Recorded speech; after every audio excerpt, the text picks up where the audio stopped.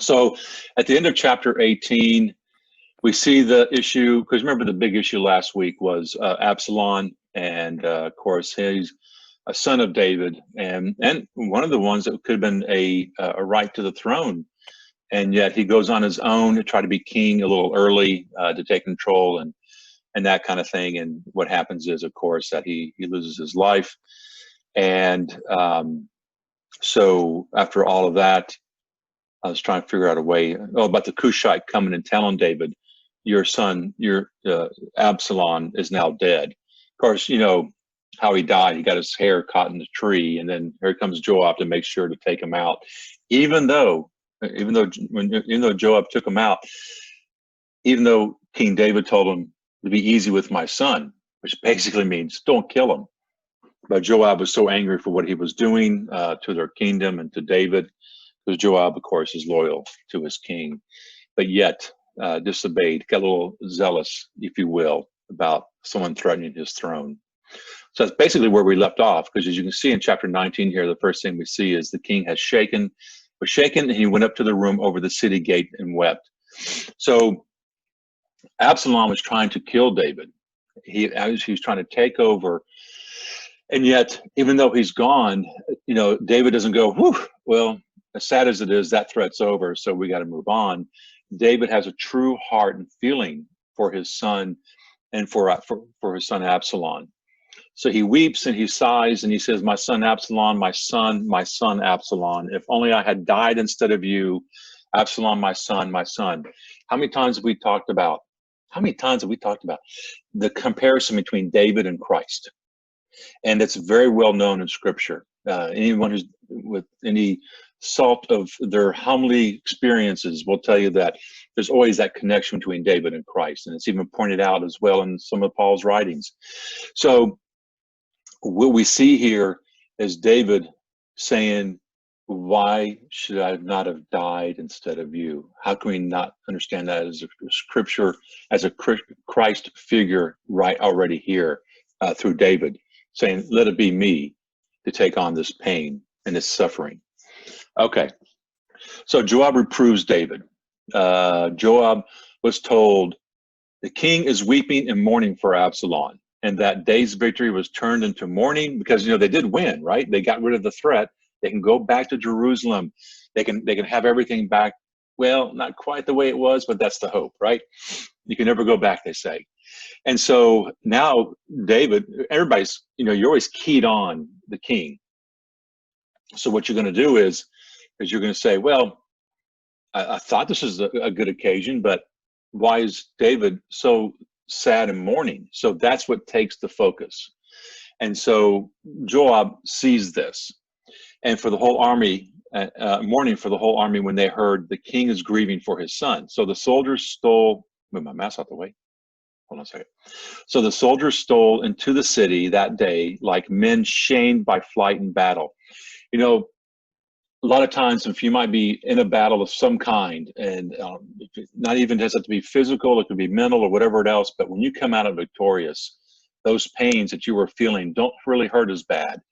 And so that's a common thing for these men and these individuals who are in battle, and they're coming back victorious, but now it's like everybody's just everybody's sad because the king is sad. They go out and they fight for their king, and if the king is not feeling it, then why would they? So meanwhile, the king covered his face and cried out in a loud voice, my son Absalom, Absalom, my son, my son. So it's just basically more of what we just saw in verse 2, still mourning. And I'm sure if we know David, this wasn't like for a couple minutes or a couple hours. Because they're coming back. So the whole time they're traveling, this is him. You know, he's probably secluded. He's probably not visiting with anybody. He probably has a covering over his face. He's only looking down. And he's not saying anything for who knows how long, days, week, whatever it might be. So Joab says, I've had enough of this, and went to the king's residence, because now they're back. And this is, though they saved, and he tells David, though they saved your life and your sons and daughters' lives, and the lives of your wives and your concubines and everybody else, and your puppies and your pet goldfish. You saved all that. And you have put all your servants to shame today by love those who hate you and hating those who loved you. In other words, Joab's saying, David, you got this all backwards. You know, this is just not the way we should be viewing this. For you have announced today that officers and servants are nothing to you, because you know you should be out there congratulating them. They did you a service. They were loyal to you. And what are you saying to them? Indeed, I am now certain that if Absalom were alive today and all of us dead, that would be fine with you. Oh, is there sarcasm in the Bible? Yes, there is. And so that's what Joab is telling David. All right, that's fine. That's fine. You're going to be that way? Fine. Now then, get up, get out, and speak kindly to your servants. So Joab's pretty brave. You don't talk to the king like this, but Joab has a strong favor with David. Right now, we'll find out something new in 1 Kings. But before we get there, he does have favor with David, and he just goes in and just tells him, just get up and get out. Go out and speak kindly to your servants. And Joab says, I swear by the Lord that if you do not go out, not a single man will remain with you overnight. And this will be a far greater disaster for you than any that has come upon you from your youth until now. So we've gone from sarcasm to treating him like a child to now saying, this is the worst thing that's ever going to happen if you don't get out there and talk to your people. And you know, here's the kicker. And we'll see a little bit more of this in chapter 20, I think. It's always going to be about northern Israel and southern Judah. And that's what David brought together. That was the big thing, because they haven't been together for quite some time. And they make up the 12 tribes of Israel, if you remember. And so they were together. But now, because of all this that happened with Absalom and him taking the Israelites on his side, that's where everything seemed to fall apart. And so now David needs to wake up, and Joab does have a point. You need to wake up, because we have a situation here. We got to get all of Israel, you know, Judah and Israel, but they used to call it all Israel at one time, back the way it was, the way that God had intended. The 12 tribes, Jacob's sons, all back together. So the king got up and sat at the gate, and went, because that's where people come and go, obviously. And when all the people were told, the king is sitting at the gate, they came into his presence. That also means if he's sitting at the gate, he wants to see people. Remember who else did that? Absalom did the same thing, and David wasn't given much of a care. And Absalom gained favor with all these individuals, especially Israel, northern tribes, who were coming down for David's wisdom and judgment on their cases. And he wasn't doing anything. And that's where it fell apart for him. And Absalom, of course, came in and then took over for that short time. So now the reconciliation. Now the Israelites had fled to their separate tents. But throughout the tribes of Israel, all the people were arguing among themselves, saying to one another, the king delivered us from the grasp of our enemies, and it was he who rescued us from the grasp of the Philistines. Because he did that quite often. And we're going to see a little bit more in chapter 21 as well. And it was he who rescued us from the grasp. Okay, now he has fled the country before Absalom. But Absalom, whom we anointed over us, has died in battle. Why then should we remain silent about restoring the king to his palace? In other words,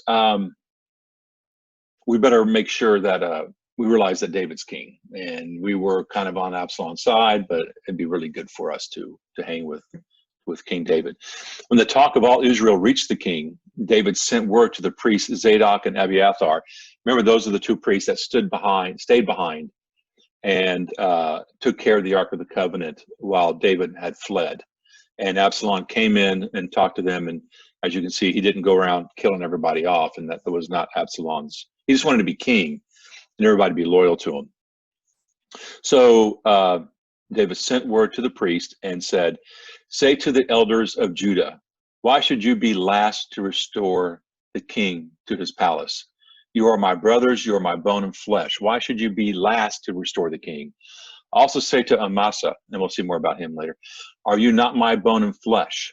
May God do thus to me and more if you do not become commander of my army permanently in place of Joab. That's interesting. So Amasa was actually helping Absalom at one time. And just so you can get a little idea again who Amasa was, he's a nephew of King David, the son of Ithra the Ishmaelite. So he was a nephew of King David. and some other stuff. Okay, so it gives us, remember, he is family. Are you not my bone, my flesh? Okay, so he take the place of Joab. He won the hearts of the Judites all together, and so they sent a message to the king: return with all your servants.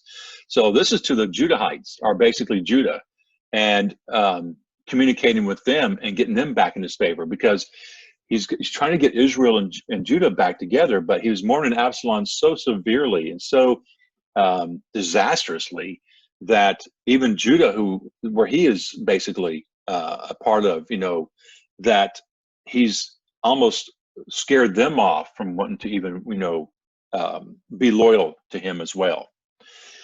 So he's getting them back. All right. So verse 16.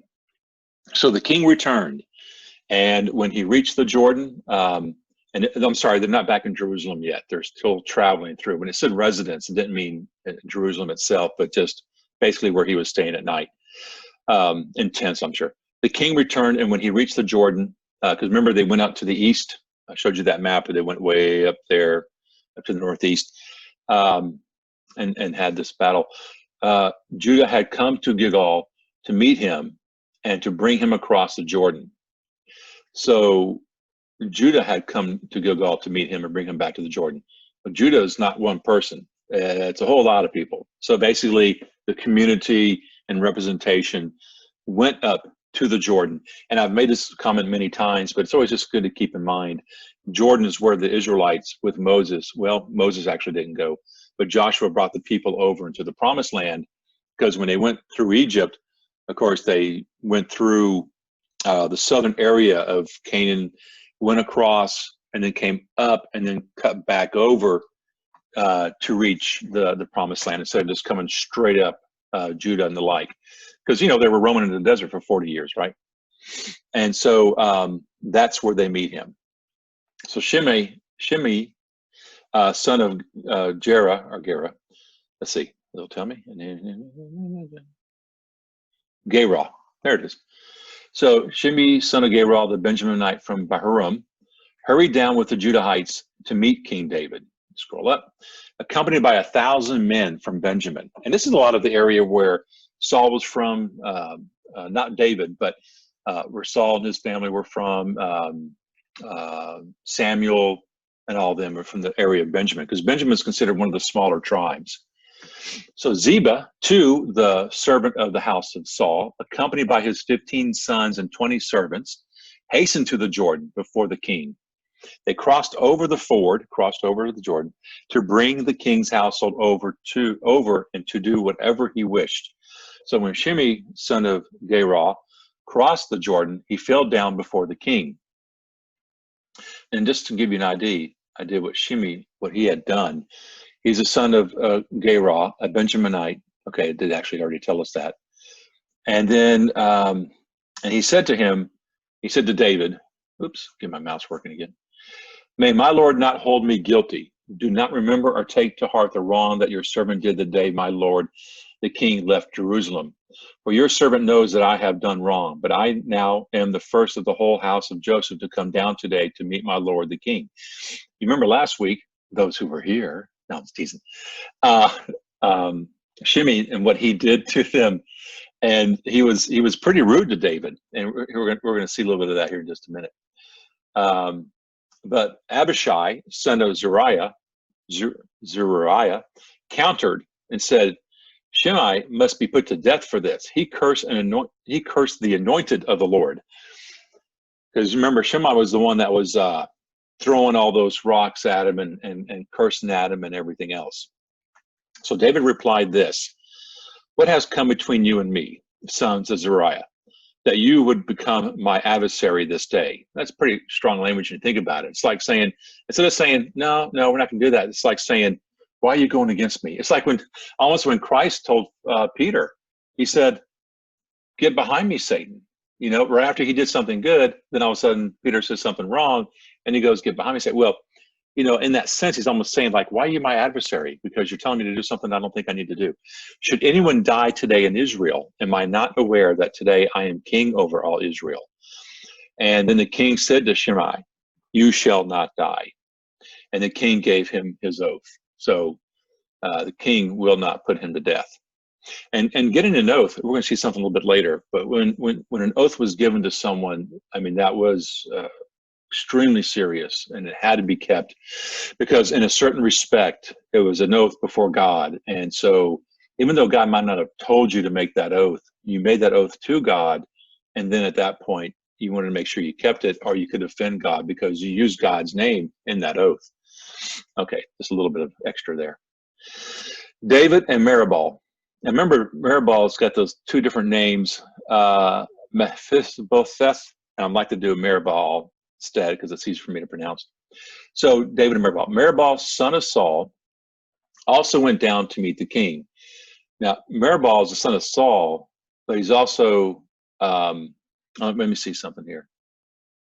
I think he's the one that, he's the son of Jonathan, who's also the son of Saul. They just didn't put that in here. Also went down to meet the king. He had not cared for his feet. Remember, he's crippled, if you will. Not take care of his feet, nor trim his mustache, nor wash his clothes from the day the king left until they returned to safely, when he came from Jerusalem to meet the king. And the king asked him, why did you not go with me? Oh, you know what?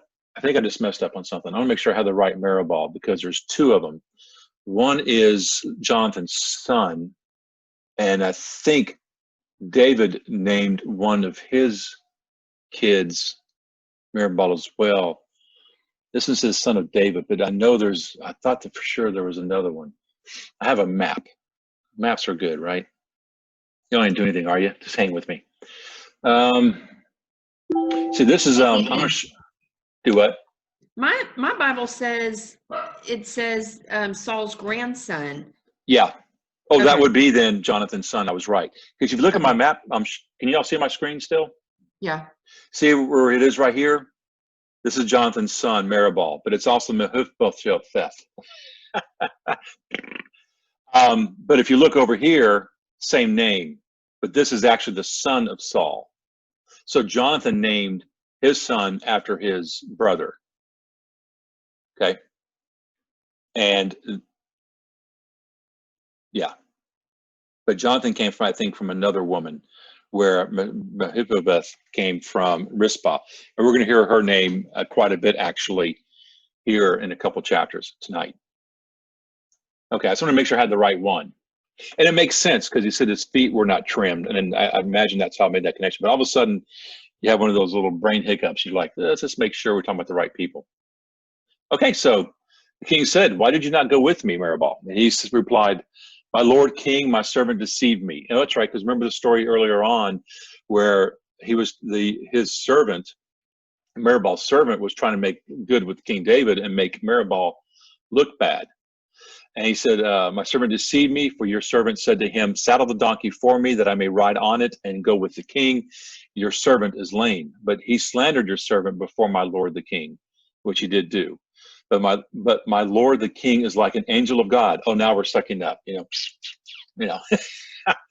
But he is. He's trying to say, look, I totally respect who you are. Do whatever seems good to you. And hey, whatever you think is right, go ahead and do it. Of course, he made an oath for the most part to keep Jonathan's son, because of his love for Jonathan, keep him well. He's somewhere else, but, keep him well.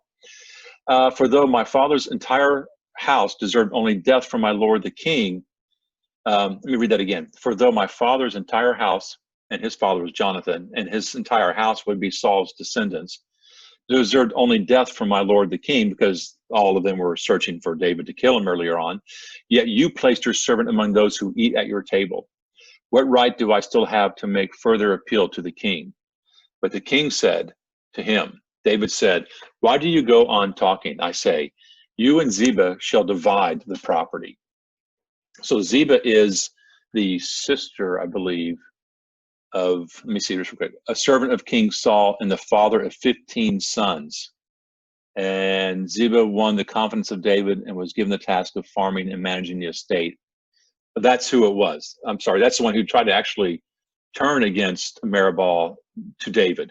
But yet now he's saying, go ahead and divide the property. So Ziba was taking care of it, and Meribal was eating at David's table, even though his home and property were somewhere else, and Ziba was taking care of it, which basically means he just can do whatever he wants with it. Now he's dividing that. And so Meribal answered, indeed, let him take it all. now that my lord the king has returned safely to his house. All right, so there you go. Okay. Nope, too far. Barzillai. You know, what's wrong with names like Bob and Jane and John? And you got to love the New Testament after all this, right? After you get past the first part of Matthew and actually Luke. Okay, so let's see what it says here. I could actually play. I don't know if I turned my thing on for sound, but there was a way that you could actually get it pronounced. Hold on, hold on. There it is. Barzillai. Did y'all hear that? I'm not going to say it that way. Barzillai. I had to do like a deep voice. The Gileadite also came down from Rogelim and escorted the king to the Jordan. So they also came with the king, because Barzillai, if I remember right, also helped supply the king with a lot of things that he would need. A wealthy benefactor from Gilead who gave assistance to David during the rebellion of Absalom. And now he's also escorting him back to the Jordan. Like, David, we helped you out, but we just want to see you to the door, just so everything's okay. We're going to get you all the way to the Jordan. Okay. So he came down Rogelim, escorted the king to the Jordan for his crossing, taking leave of him at the Jordan. See? So have a good time. See ya. It was Barzillai, a very old man of 80. There you go. A very old man of 80, who had provided for the king during his stay at Mahanaim. He was a very great man. So for scripture to point this out, you know, not very often do you see this kind of speech, just, you know, right through the author of scripture recognizing how great someone really is. The king said to Barzillai, "Cross over with me and I will provide you for your old age as my guest in Jerusalem." So David's trying to, you know, he's very appreciative of what he did for him and everything that he gave him while they were running from Absalom and battling with Absalom and all that kind of stuff. And he's like, well, you know, come back here and you know, you'll eat at my table is what he's basically saying, which of course is high honor. And but Barzillai said to David, "How much longer have I to live that I should go up to Jerusalem with the king? I'm now 80 years old. Can I distinguish between good and evil? Can your servant taste what he eats and drinks, or still hear the voices of men and women singers?"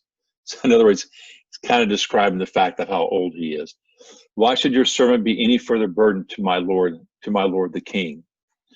In escorting the king across the Jordan," I'm scrolling up, I'm sorry. "And escorting," verse 37, "and escorting the king across the Jordan, your servant is doing little enough.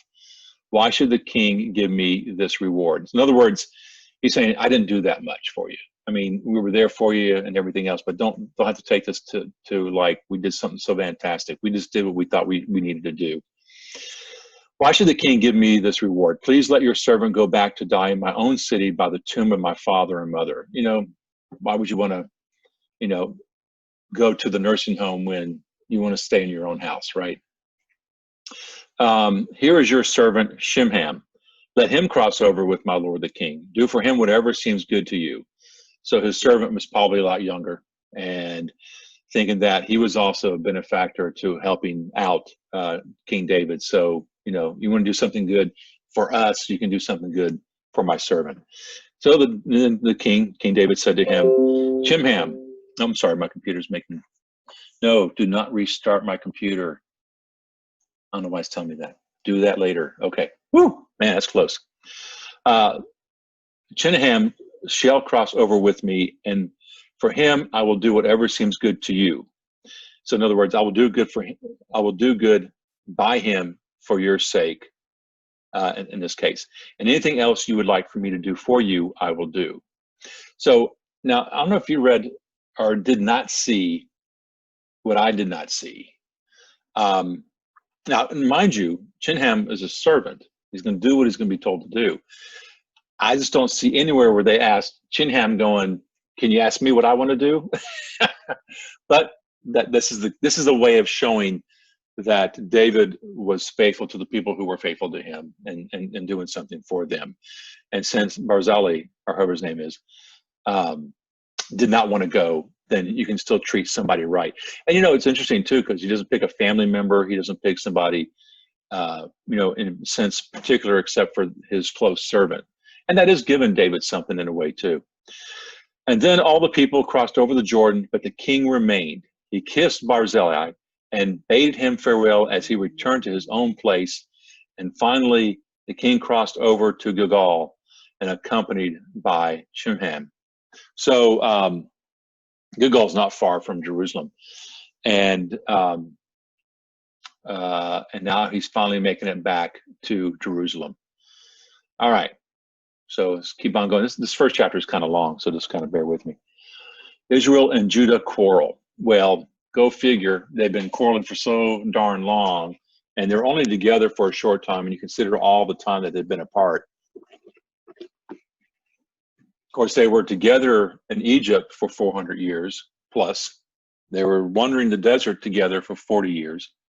And then they went through all kind of havoc with the book of Joshua and especially Judges, that they got to this point where they just kind of settled in where they were, northern Israel, southern Judah. Okay. All the people of Judah and half of the people of Israel, all the people of Judah and half the people of Israel had escorted the king across. So that's pretty good. But then all these Israelites began coming to the king and saying something. Because, you know, it's like a soap opera. You can never be happy, right? Why did our brothers, the Judites, steal you away and bring the king and the household across the Jordan, along with all of David's men?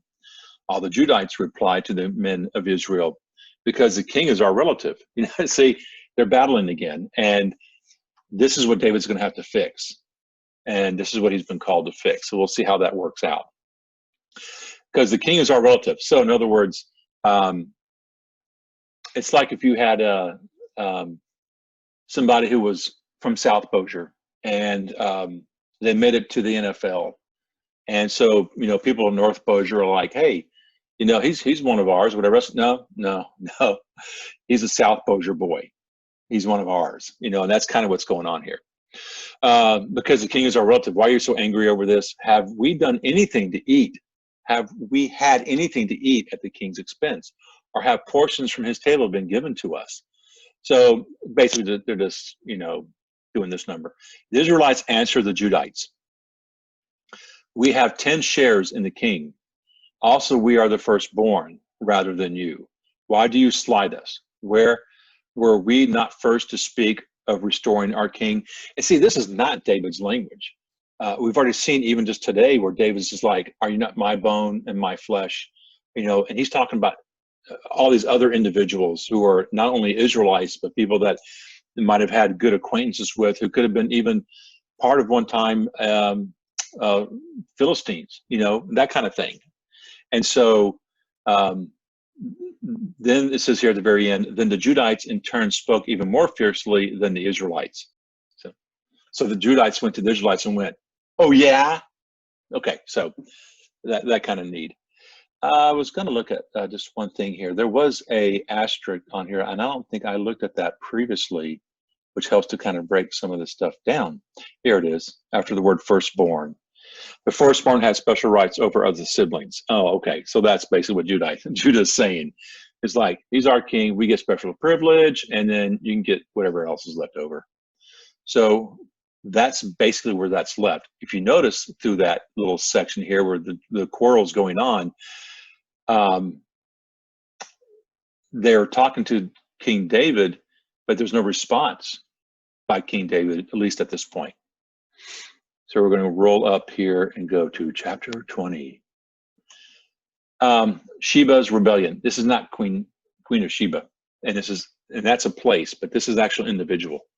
Sheba's rebellion. Now a scoundrel named Sheba, the son of Bichri, a Benjamite, and there's a lot of trouble in the tribe of Benjamin, happened to be there. He sounded the horn and cried out this statement: we have no share in David, nor any heritage in the son of Jesse. Well, of course, the son of Jesse is who? David. And everyone to your tents, O Israel. Basically, he's just trying to start trouble. And this is part of the things that David's going to have to deal with. Because what happened with Absalom was not necessarily the full reason why all this happened, but it was the catalyst that just made everybody just kind of just get like this, you know, and started announcing what they might have already been thinking. Because you got to realize there was a time when David, and then you had to kind of feel it out a little bit, but we saw a little bit last week, where David was just kind of laid back. You know, he did a lot of work. I've done some good stuff here. It's now time to chill. And all of a sudden, his son Absalom goes and does his thing, and then people are doing their thing. And, you know, it's just like royalty, right? So here's his in verse 2. So all the Israelites left David to follow Sheba. Great. Here's another problem.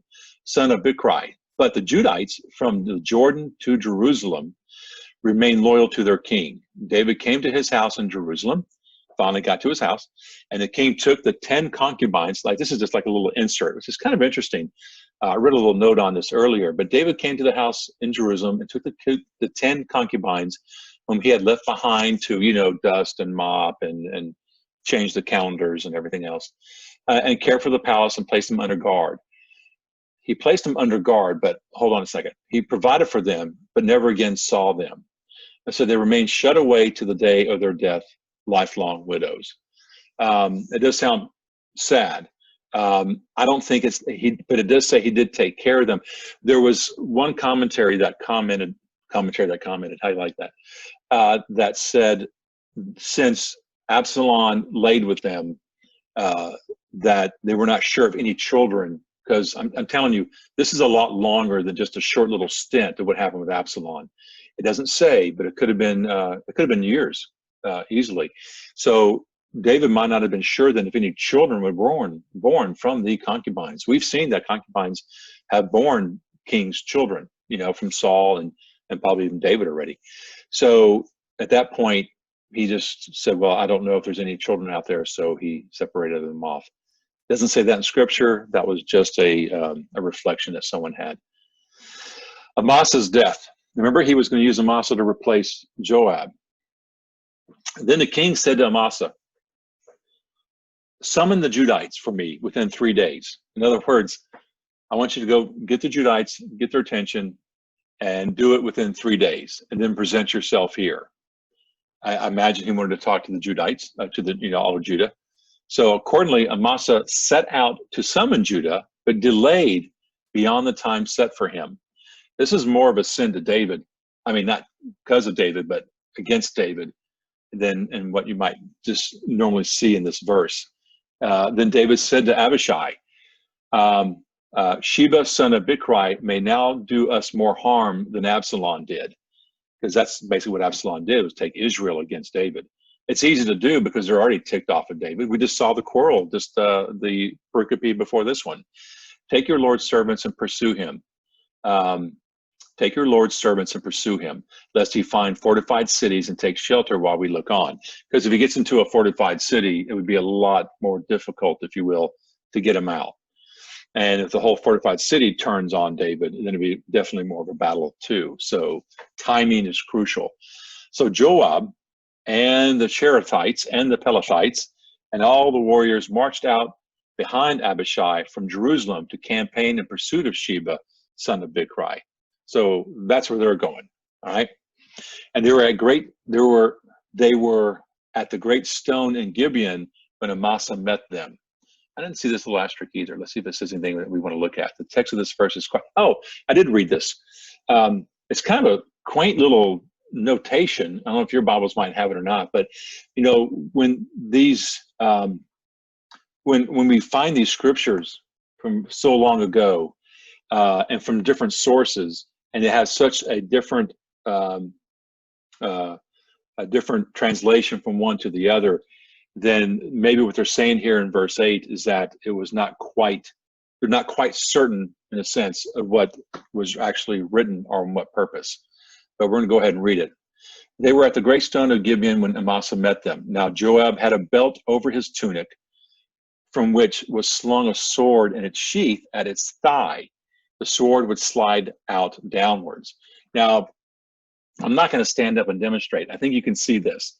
So if you have a sword, which could have been more like a dagger, and it's going to be sliding downwards towards your knee as you pull it out, what angle is it going to be at? Well, it's going to be an angle like this. You know, it's going to come out like this. So that's kind of giving you the idea of what the purpose is, and that's why it's like that. Because instead of trying to do this number. So Joab asked Amasa, "Is everything all right, my brother?" Oh yeah, that's a good line, huh? what was Joab going to do now? And with his right hand held Amasa's beard as if to kiss him. And since Amasa was not on his guard against the sword in Joab's other hand, Joab stabbed him in the abdomen with it. And so that his entrails, oh, this is a pretty picture.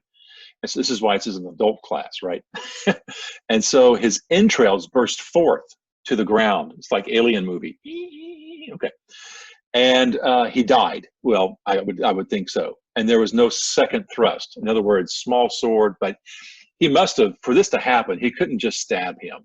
He would have had to stab him and cut up for this to actually make everything come out from his abdomen. Then Joab and Abishai, his brother, pursued Sheba, son of Bichri, because that was actually supposed to be their job. Nowhere did we see David say, oh, by the way, go kill Amasa for me. But Joab has started to run kind of his own deal here. And it's going to take us into 1 Kings before we see more of this. But that's what's kind of going on. And so one of Joab's attendants stood by Amasa and said, let him who favors Joab and is for David follow Joab. In other words, okay, so you didn't see anything here. We're going to go ahead and keep going. And you need to follow Joab because, you know, he follows David. So Amasa lay covered with blood in the middle of the high road. Now, this is another really descriptive section of scripture. Amasa lay covered with blood in the middle of the high road, and the man noticed that all the soldiers were stopping.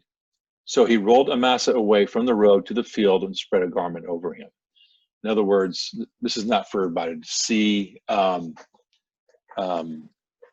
but everybody were watching this guy who King David was actually going to use to take over for Joab. So we can see why now Amasa is dead. Because you saw how all the camp came upon him or stopping. When he had, it's kind of like a car wreck, right? Everybody starts rubbernecking and no one can get through, you know, that kind of thing. All right. When he had been removed from the road, everything went on after Joab in pursuit of Sheba, son of Bichri. Okay, I think we're doing okay. Scroll. Joab pursues Sheba, just like he was supposed to do. So Sheba had passed through all the tribes of Israel to Abel Beth Makkah. Then all the Bichrites assembled, and they too entered the city after him. So all of Joab's troops came and besieged him in Abel Beth Makkah, and they built up a mound against the city so that it stood against the rampart, and were battering the wall to knock it down. So going at it here. When a wise woman from the city called out, a wise woman, and this is what she does. Listen, tell Joab, come here so I can speak with you. So when Joab had come near her, the woman said, are you Joab? And he replied, yes. And she said to him, listen to what your servant has to say. And he replied, I'm listening. That's a lot of text that surprised me, the wording to be so detailed at this point. And when she went on to say to Joab, there is a saying from a long ago, let them ask if they will in Abel or in Dan, whether loyalty is finished or ended in Israel.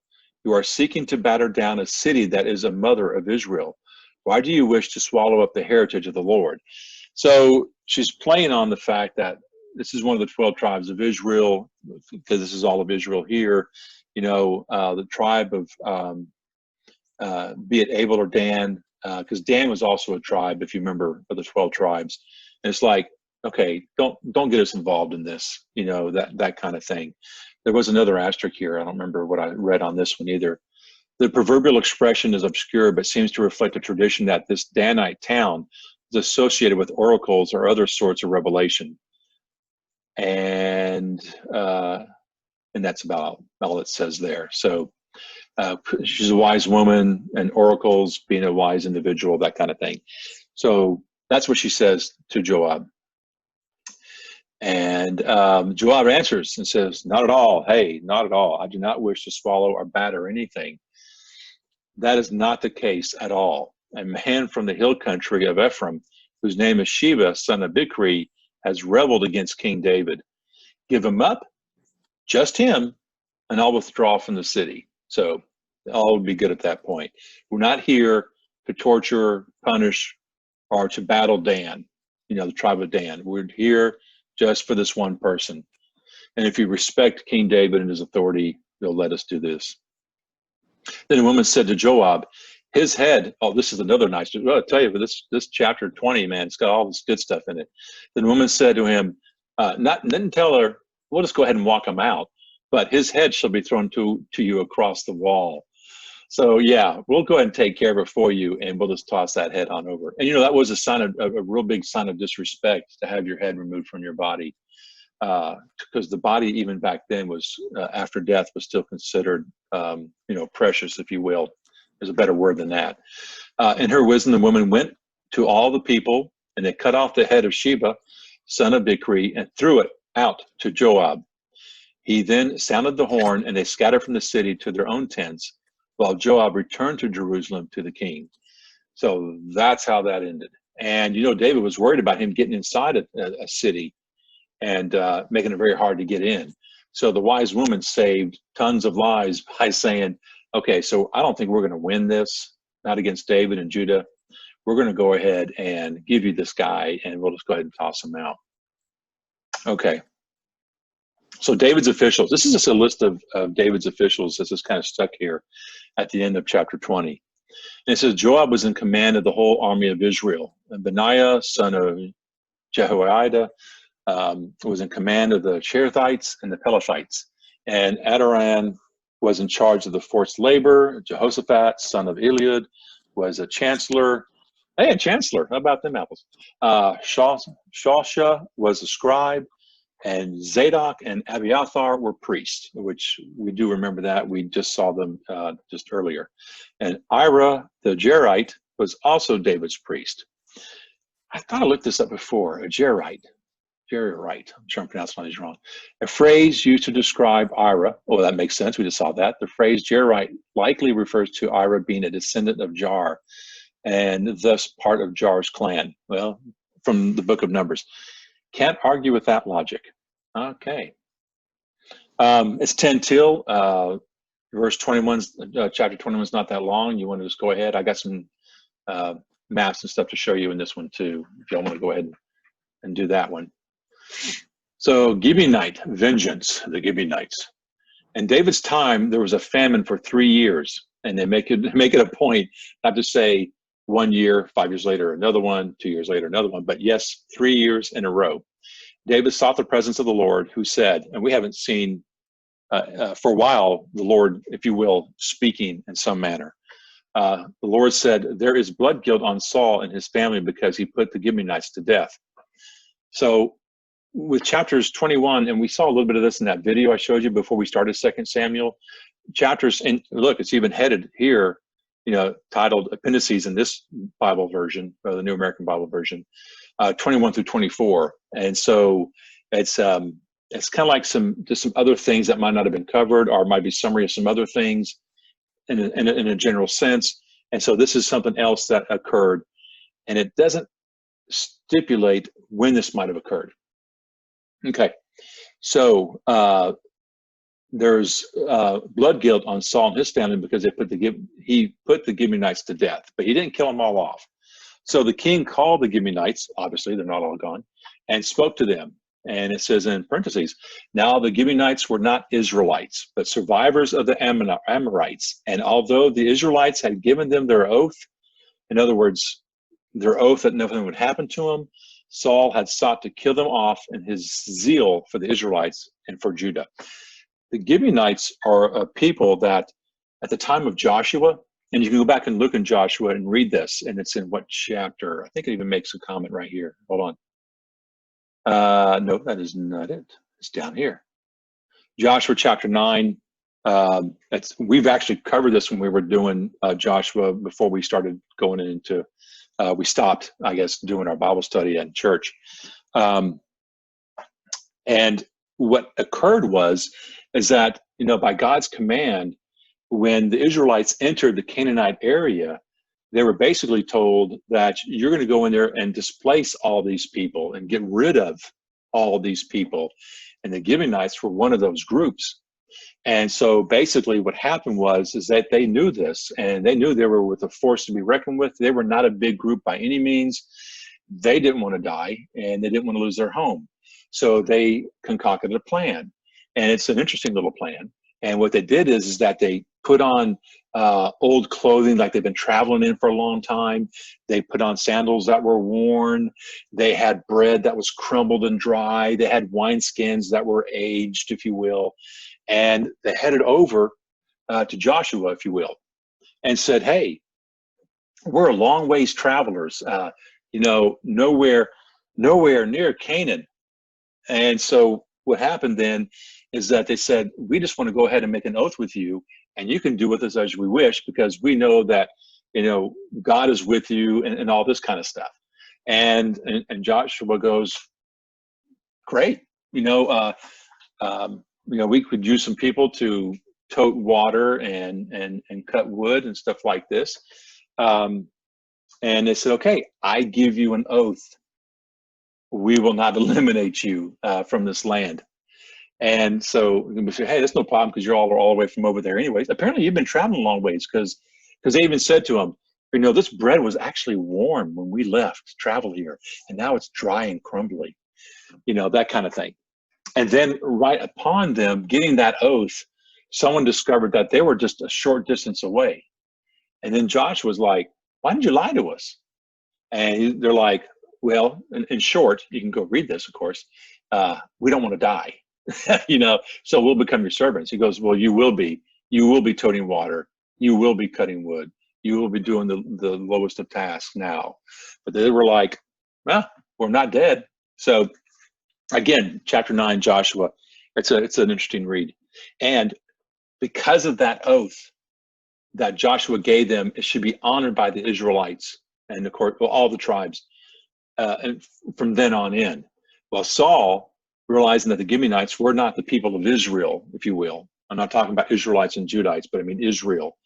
That he thought, well, okay, but they're not from us, so I can go ahead and just take them out. I'm taking out the Philistines. I'm taking out people over here on the east side.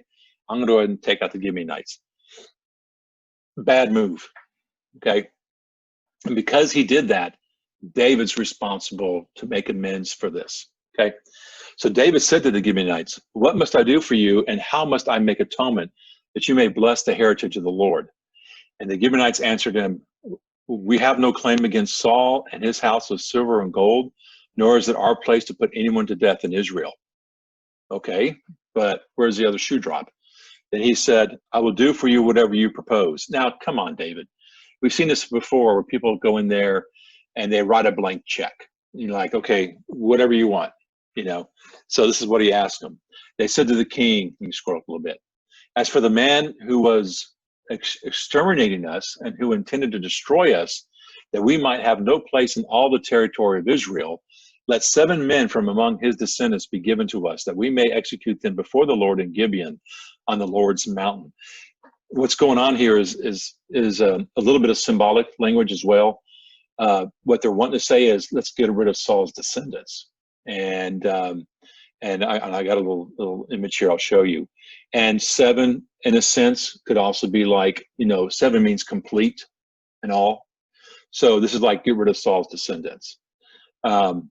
And the king replies, okay, sure, no problem. And the king, however, spared Meribah, the son of Jonathan, so it isn't all of Saul's descendants, because the Lord's oath, because he already had an oath that he gave Meribah personally, Jonathan's son, an oath that formed a bond between David and Saul's son Jonathan. But the king took Armoni and Meribah, because that's somebody else. That's actually a son of Saul. The 2 sons that Ai's daughter Rizpah had born to Saul, and the 5 sons of Saul's daughter at Merib. And just to bring all that into a little bit better light, you can see it here. Saul, of course, here, Kish, his dad, and the ones that were, I don't know if you can see the light gray shading, but it goes right through this here. So Saul had a daughter named Merab who married Adriel. Now, I don't think it's the same Barzillai that we knew, who was very kind to David. That was somebody else, I believe. And so they're 5 sons. So you can imagine. Now, at this point, they're probably older. Who knows what their ages are? I don't think they're like children by any means. They probably could have been in their 40s, 50s, or whatever else. But all of her sons, it doesn't say if she had any daughters or not, all of her sons are wiped out. And then, of course, Amani, who is the son, and Rizpah had two sons, Armani and Mishapheth, or Maribal. Both of them were also sacrificed as well. So Merab and Rizpah lost all their sons that day. Okay. And it says over here, Mephibosheth was spared. And it just shows you the Amorites, because they say the Gibeonites come from the Amorites. And so Saul was attempting to kill them off because they weren't part of the Israelite community. But that was never God's command. In fact, again, Joshua gave them that oath, and God was honoring that oath and asking David to take care of this. That's how powerful that oath was that Joshua gave that community at that time. All right. And they delivered these dudes into the power of the Gibeonites, who then executed them on the mountain before the Lord. The 7 fell at one time, and they were put to death during the first days of the harvest, that is, at the beginning of the barley harvest. Well, you can imagine how Rizpah was feeling, because she's still around and she lost her children. And they always describe where she comes from, Ai's daughter. Took sackcloth and spread it out for herself on the rock from the beginning of the harvest until the rain came down on them from the heavens, and fending off the birds of the heavens from settling on them by day, because her children, because I guess nobody picked them up, and the wild animals by night, because she was staying with her children even though they were gone, and her sadness.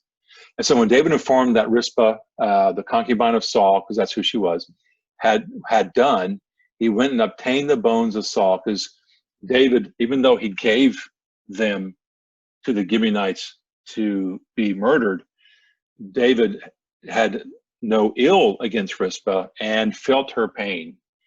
And so he goes and obtains the bones of Saul and his son Jonathan from the citizens of Jabesh Gilead, because you remember Jonathan and Saul were basically impaled and stuck in the town square, and Jabesh Gilead snuck in and took the bodies out so they could be properly buried, and they buried them up from where they were, which was across the Jordan, if I believe right, and a little bit north, who had stolen them away secretly from the public square of Bethshan, where the Philistines had hanged them, and they defeated Saul and Gilboa. And I thought it said they were impaled, but maybe I didn't think about doing a comparison on that, but it's not really that important at this point. When he had brought up from there the bones of Saul and of his son Jonathan, the bones of those who had been executed were also gathered up. And then, because this is all Saul's family, and they were buried in the land of Benjamin, where Saul was from, at Zelah, in the town of his father in Kish. After all that, the king commanded had been carried out, and God granted relief to the land. And just to kind of give you an idea of what this little trek was like, I went ahead and had a map of this.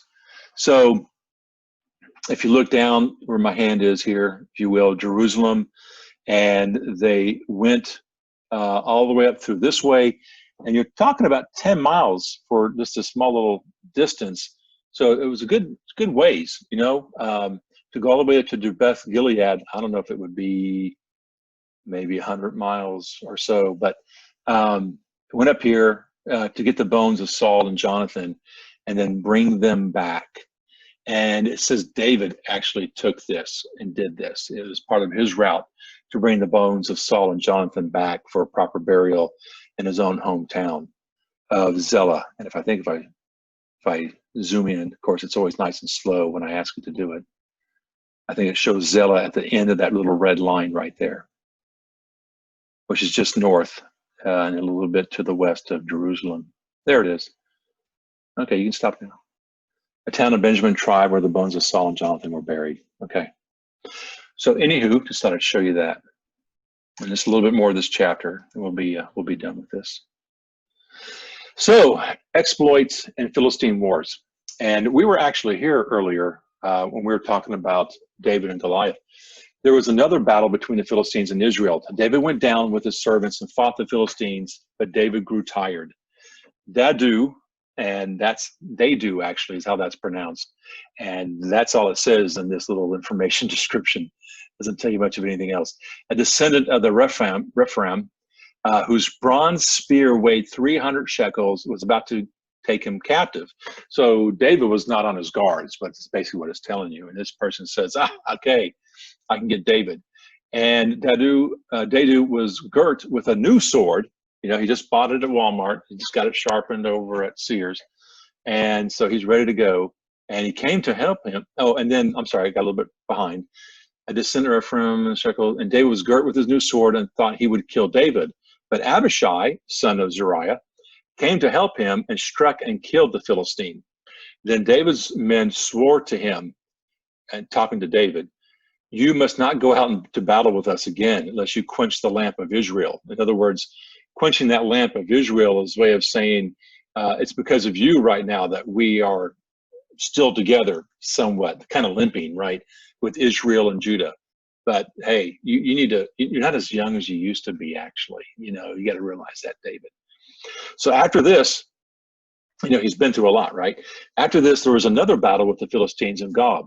On that occasion, Sibekai, the Hushite, struck down Soph, a descendant of Ephraim. There was another battle with the Philistines in Gob, and Elhanan, son of Jair, from Bethlehem, and killed Goliath of Gath, whose spear shaft was like a weaver's beam. And we already talked about why it says here. That was the big contention we had, remember? And when David killed Goliath, but here it's talking about son of Jair from Bethlehem killed Goliath. We realize that looking at Chronicles, that it's possible not the same individual, whose spear shaft was like a weaver's beam. And if you look in that section, it has the same language in 1 Samuel here. Oops. Okay. Well, a champion named Goliath of Gath came out from the Philistine camp. I'm in 1 Samuel just for a second. And it talks about how big he was, bronze plate, everything else. And the shaft of his javelin was like a weaver's beam. Same language that we see in 2 Samuel. And the iron head weighed 600 shekels. So again, the same type of description on that. And that's where it probably references me back to 2 Samuel, which I need to go back to. Okay. So we already actually covered that story before. There was not another battle at Gath. There was a giant who had 6 fingers in each hand, 6 toes on each foot, 24 in all. So good for him. He could count higher than other people. He too was a descendant of Rephaim. And when he insulted Israel, Jonathan, son of David's brother Shimei, struck him down. So when he insulted Israel, Jonathan, son of David's brother, son of David's brother, right, okay, not the same Jonathan, of course, because he's not there anymore, struck him down. These 4 were descended from the Rephaim in Gath, and they fell at the hands of David and his servants. So that's just giving you a little rough story of some of the Philistine encounters through this last section. I didn't do a whole lot of work on that, but just kind of to show you some of what's going on. And then we'll get into chapter 22 next week.